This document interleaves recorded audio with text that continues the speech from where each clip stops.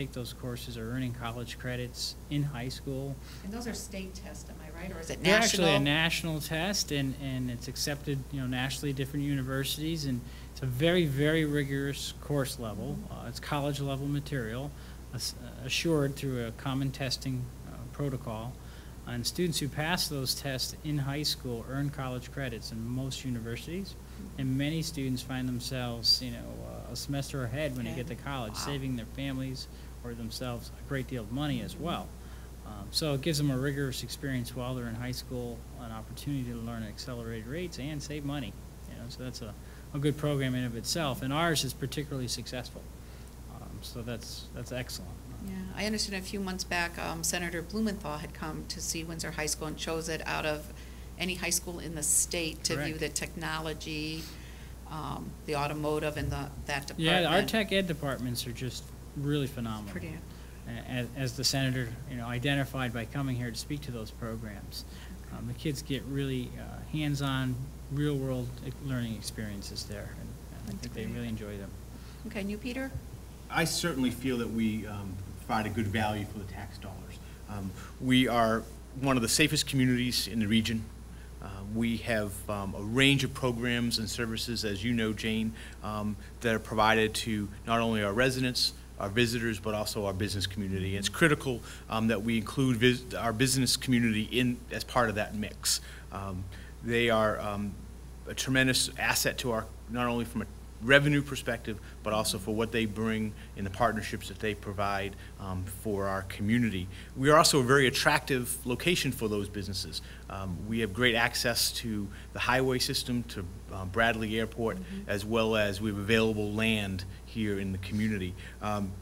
We also have a lower tax rate than about approximately half of the towns in the capital region, which is basically the Hartford County region. For example, we have a lower tax rate than our community, our neighbors to the west, Bloomfield, West Hartford, communities we have a lower tax rate than South Windsor, as well as Weathersfield. Wow. So I believe we do provide a good value of services, and I'd also like to note that we are one of only 24 communities in Connecticut that has the AAA credit rating, which is the highest and the best credit rating for municipalities. So one of only 24 in the entire state. So that's something to certainly to take note of. And most of those corporate partners not only bring tax revenue, but volunteerism and lots of other benefits. They use our restaurants, Yes, the multiplier effect is tremendous from our business community. Okay, Peter, this one's for you too. Real estate taxes are just an issue Peter, real estate taxes are an issue just about everywhere, but are a particular concern to seniors. Are there any programs in place that some seniors could use to lower their taxes, those on fixed income? There definitely are a program in place for the seniors, but also for those veterans in town, as well as disabled persons in town that own either real estate or a motor vehicle that's registered here in the town. I'd encourage all of our seniors and veterans and disabled folks to contact our assessor's office here at Town Hall for further information. For seniors, there's a deadline of, I believe it's the first or second week of May, so just right around the corner. So there's still some more time. There's still some more time, and that is an income base, so it's based upon income, but you are able to avail themselves of some of those programs. So they can call to see if they qualify and what that income is. And there's information on our town's website as well. Okay, and we will talk about that later on. Jeff, one of the major school initiatives that you've already mentioned putting into place is all-day kindergarten.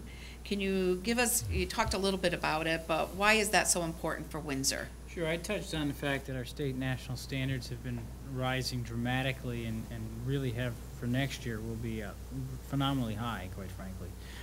And that's a concern in literacy with reading, but also mathematics, science. So these children have to be exposed to content areas that, frankly, the three of us hadn't been when we were in kindergarten.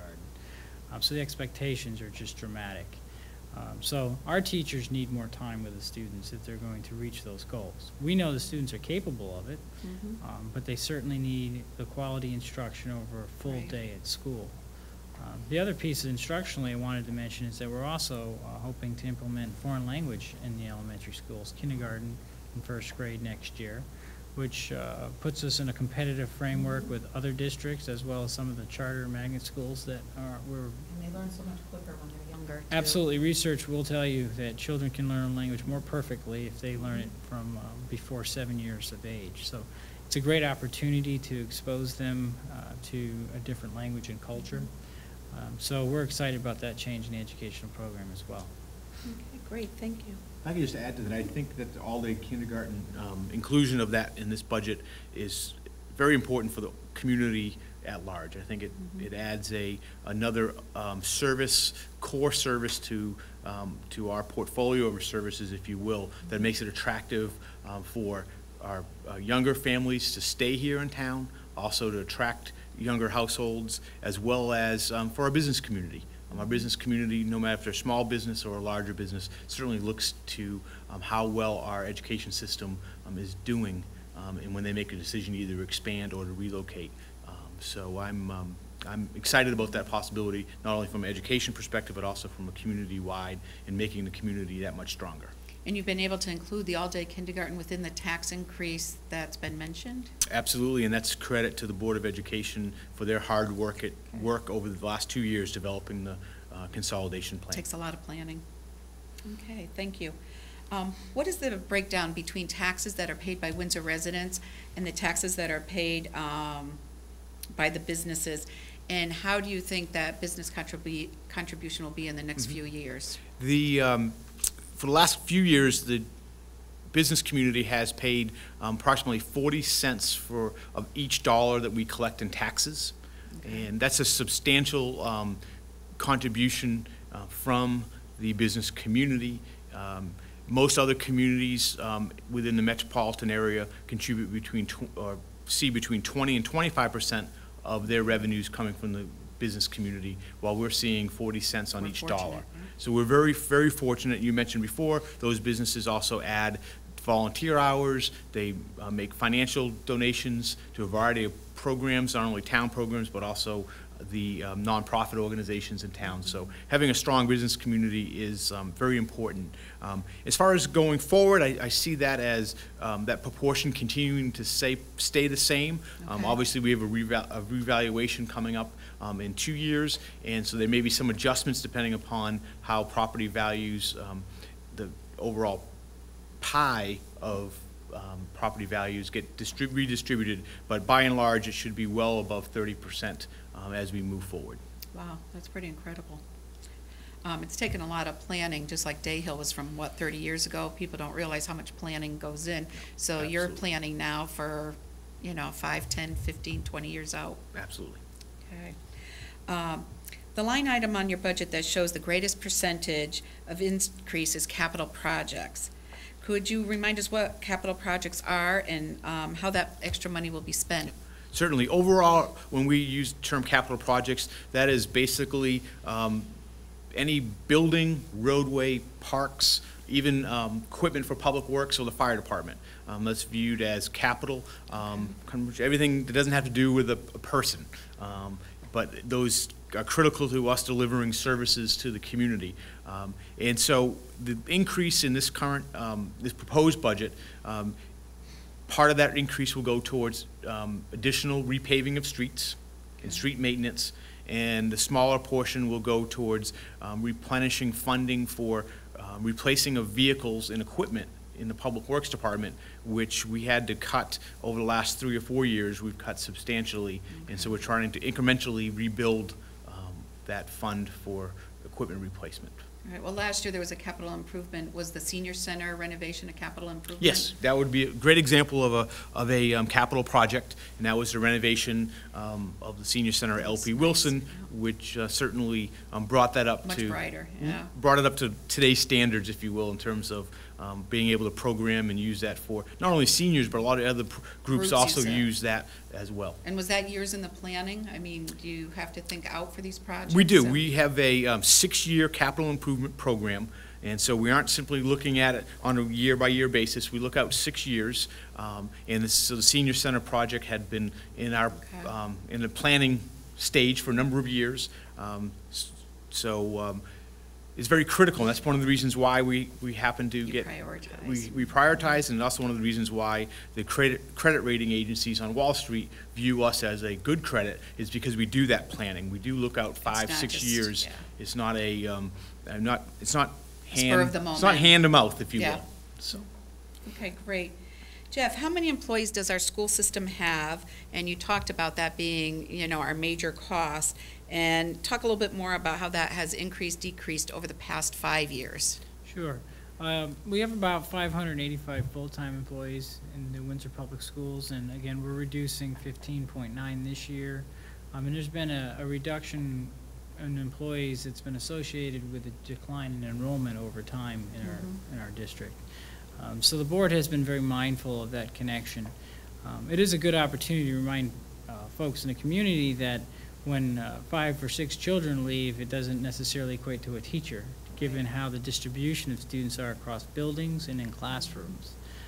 You know, you typically have about 20 students to a teacher, and so if you were to lose 20 students, if they were all in one part of town and one street that went to one grade, it'd make reduction much easier. Often it's not the case. It's, you know, 1 in 4th grade, 1 in 6th grade, 1 Probably in none are 7th. in the same class. Yeah, and Right. so it's harder for that to correspond to a reduction. But they've had some pretty dramatic, and this year being the most dramatic, clearly. And it has afforded us that opportunity to add full-day kindergarten without a major impact on taxes in town. It's unique, quite frankly. And in many districts of colleagues that I work with, they're struggling to find a way to fund this most important and needed program. So in Windsor, we're lucky that the stars have aligned, and I think it's mostly due to some careful planning, quite Planning. frankly. And just to allay any fears, the class size is going to stay this, like you said, because we're losing that staff. It doesn't mean our class sizes are going up because it's been distributed, or how does? Actually, yeah, that's a good point. I'm glad you raised it. What we see is that the class sizes are going to normalize. In other words, they're going to be more equal. Currently, there are some schools with very small class sizes at certain grades, 13, 14 students, Okay. and other schools with 18 or 19 students. And by making this reorganization happen, you're going to have an average of, say, 18 to 20 students in a class, well within Board of Education guidelines Yeah. throughout the district. So it's going to level the playing field, actually, which would be very nice, and keep all the schools at a more equitable level. Mostly because you're combining grade levels and classes in one building. It's easier to schedule, to be frank. That's great. This is for both of you. We all keep reading about how the operating costs of town government keep increasing, just like in our homes. Can you both point out areas where these increasing costs are the greatest? Do you want to start, Peter? I'll start. I'll give Jeff a breather.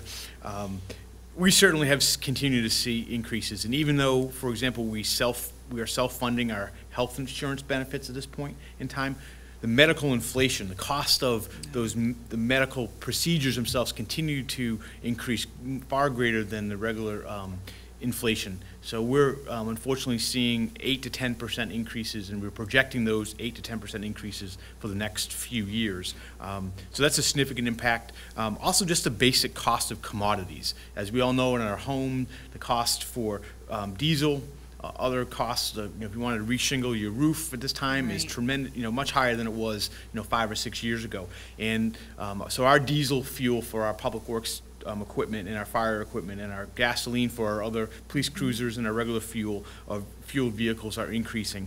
Just in the last 3 years, our asphalt, the cost of asphalt has gone up 18%. And you wouldn't think of that, yeah. And so everything that's oil based is Based. just continuing to rise. So those are some of the challenges that we're seeing.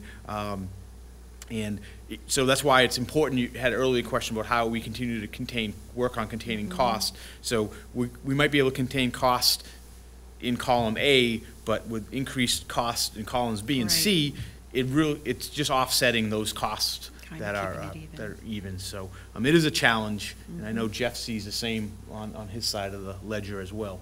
Yeah, I mean, for us, healthcare obviously was